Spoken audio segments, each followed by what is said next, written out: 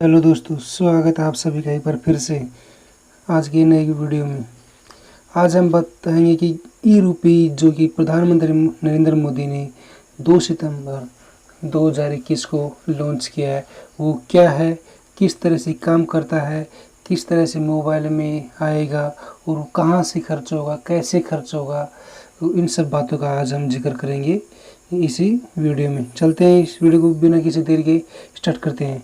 चलिए देखते हैं। ई रूपीज़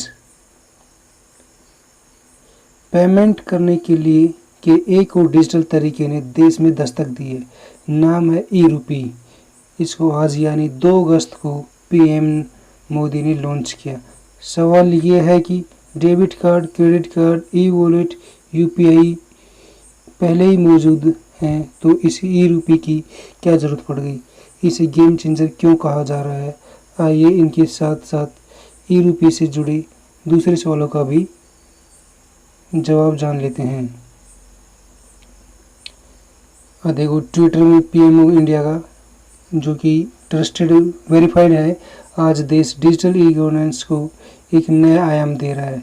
ई रूपी वाउचर देश में डिजिटल ट्रांजैक्शन को डीबीटी और प्रभाव बनाने में बहुत बड़ी भूमिका निभाने वाला है। इससे टारगेटेड, ट्रांसपेरेंट और लीकेज फ्री डिलीवरी में सभी को बड़ी मदद मिलेगी। ये प्रधानमंत्री नरेंद्र मोदी ने ट्वीट करके बताया गया है। ये टाइम भी देख सकते 2021 को 4:30 पौने 5 बजे के लगभग टाइम है। ई रूपी क्या है, कैसे काम करता है? ये डिजिटल तरीके से पेमेंट करने का एक तरीका है। पहले से मौजूद डिजिटल पेमेंट के तरीकों से यह है एक इस मायने में अलग है कि ये वाउचर की शक्ल में मिलेंगे।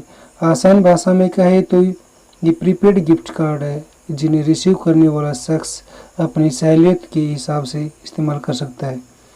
खास बात यह है कि इसके लिए इंटरनेट और बैंक अकाउंट की ज़रूरत नहीं पड़ेगी। इसे उदाहरण से समझें।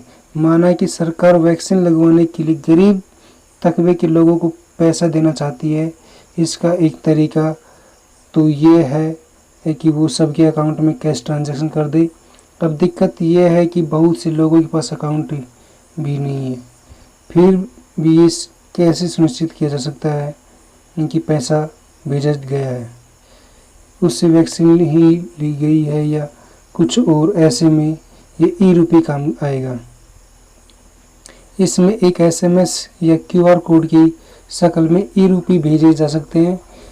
ये इस्तेमाल और रिसीव करने वालों के हिसाब से यूनिक होंगे। मतलब इसका इस्तेमाल जिसे भेजा गया है वह शख्स तय काम के लिए ही कर सकेगा। जैसे वैक्सीन के लिए भेजा गया ई रूपी वाउचर जिसके मोबाइल नंबर पर आया है, वही उसका वैक्सीन लगवाने के लिए इस्तेमाल कर सकता है। इस वाउचर के इस्तेमाल के बाद इशू करने वाले ऑर्गेनाइजेशन को भी नोटिफिकेशन जाएगा कि वाउचर का प्रयोग हो गया है। वाउचर कौन इशू करेगा? इस सिस्टम को national payment corporation of India NPCI अपने यूपीआई प्लेटफॉर्म के जरिए चलाएगा। इसके लिए बैंकों से टाई अप किया गया है। अगर किसी कॉरपोरेट या सरकारी एजेंसी को ई रूपी वाउचर जारी करने हैं तो उन्हें इन पार्टनर बैंकों से संपर्क करना होगा। इसमें प्राइवेट और सरकारी दोनों तरह के बैंक शामिल हैं। ध्यान देने वाली बात यह है कि जो बैंक ई रूपी इशू करेंगे ज़रूरी नहीं है कि वो इसे स्वीकार भी करेंगे। मतलब अगर किसी को ABC बैंक से जारी किया गया ई रूपी वाउचर मिला है तो ज़रूरी नहीं है कि वह बैंक उसे कैश करने की सुविधा भी दे। जिस शख्स के पास ई रूपी वाउचर भेजने हैं उसकी जानकारी मोबाइल नंबर के साथ बैंक को देनी होगी।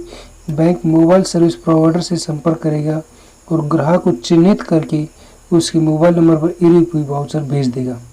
किन बैंकों में चलेगा ई रूपी? ई रूपी पर बैंक 2 तरह से काम करेंगे। एक बैंक जो ई रूपी वाउचर जारी करेंगे, दूसरे वो जो इन्हें स्वीकार करेंगे। कुछ बैंक ऐसे भी हैं जो दोनों काम करते हैं। फिलहाल 11 बैंक ऐसे हैं जो ई रूपी को सपोर्ट करेंगे। अच्छी बात यह है कि state bank of India, ICICI bank, HDFC bank, PNB bank, axis bank और बैंक ऑफ बड़ौदा जैसे बड़े बैंक इस वाउचर को इश्यू भी करते हैं और स्वीकार भी। Canara bank, Indus bank, Indian bank, Kotak Mahindra bank union bank of India सिर्फ ई रूपी वाउचर इशू करते हैं, स्वीकार नहीं करते हैं। ये देख लो, ये देखो लिस्ट पूरी। एक्सिस बैंक इश्यू करता है, इश्यूर और एक्विजर, ठीक है। Bank of Baroda, Canara bank, HDFC, ICICI, Indus bank, जो कि आपने अभी बताए हैं। क्या कोई भी भेज सकता है? आम लोगों को ई रूपी भेजने के झंझट में पड़ने की ज़रूरत नहीं है, क्योंकि वो जब किसी को पैसे भेजते हैं तो जांच पड़ताल कर ही लेते हैं। असल दिक्कत आती है एजेंसियों को वेलफेयर स्कीम के पैसे भेजने में। इसमें यह सुनिश्चित करना मुश्किल होता है कि जिस लाभार्थी को जिस काम के लिए पैसा भेजा गया है वह उस तक पहुंचा है या नहीं, और पहुंचा भी तो उसने उसी काम के लिए इस्तेमाल किया है या नहीं। सरकार के लिए ई रूपी का ये सिस्टम बहुत कारगर साबित हो सकता है।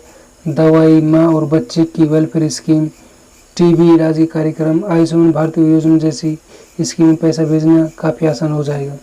सरकार का ये भी कहना है कि इस प्लेटफॉर्म का फ़ायदा प्राइवेट कंपनियां भी अपने कर्मचारियों के लिए कर सकती है। प्राइवेट कंपनी अपने कर्मचारियों को कई मद में वाउचर आदि के लिए जरिए पेमेंट करती है। मिसाल के तौर पर सोडेस्को फूड वाउचर, इनका इस्तेमाल कर्मचारी कहीं भी खाने पीने के में पेमेंट करने के लिए करते हैं। ई रूपी और डिजिटल करेंसी में क्या फ़र्क है? ई रूपी के सिस्टम में से सीधे एक मैसेज के जरिए पैसे पहुंचने से ऐसा लग सकता है कि ये डिजिटल करेंसी है, लेकिन ऐसा नहीं है। चूँकि वाउचर भेजने वाला इसके लिए भारतीय रुपये का इस्तेमाल करेगा, ऐसे में इसे डिजिटल करेंसी नहीं कहा जा सकता। डिजिटल करेंसी को सिर्फ सेंट्रल बैंक जारी करता है। इसे सरकार की मान्यता प्राप्त होती है। फिजिकल करेंसी यानी रुपए के मुकाबले इसकी वैल्यू में भी कोई अंतर नहीं होता। मतलब 10 रुपए के नोट और 10 रुपए की डिजिटल करेंसी की वैल्यू बराबर होगी। बस फर्क कितना होगा कि डिजिटल करेंसी एक कोड की शक्ल में होगी।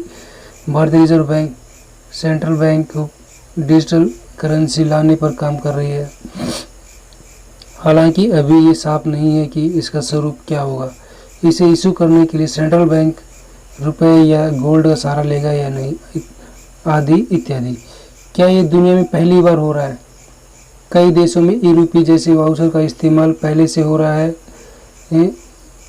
अमेरिका में सरकार ज़रूरतमंद बच्चों के पेरेंट्स को पढ़ाई के लिए डिजिटल वाउचर इशू करती है। मतलब अगर फीस जमा करनी है तो उसका वाउचर सरकार भेज सकती है। कॉपी, किताब और स्टेशनरी आदि खरीदने के लिए अलग से वाउचर भेजा जाता है। जैसी ज़रूरत उसके हिसाब से वाउचर उपलब्ध कराया जाता है। अमेरिका के अलावा कोलंबिया, चिली, स्वीडन, हांगकांग आदि देशों में भी इस तरह के स्कूल वाउचर जारी किए जाते हैं। यदि आपको ये वीडियो अच्छा लगे तो लाइक, शेयर और ज़रूर कर देना, और आप हमारे चैनल पर पहले हैं तो चैनल को सब्सक्राइब भी ज़रूर कर देना। धन्यवाद वीडियो देखने के लिए।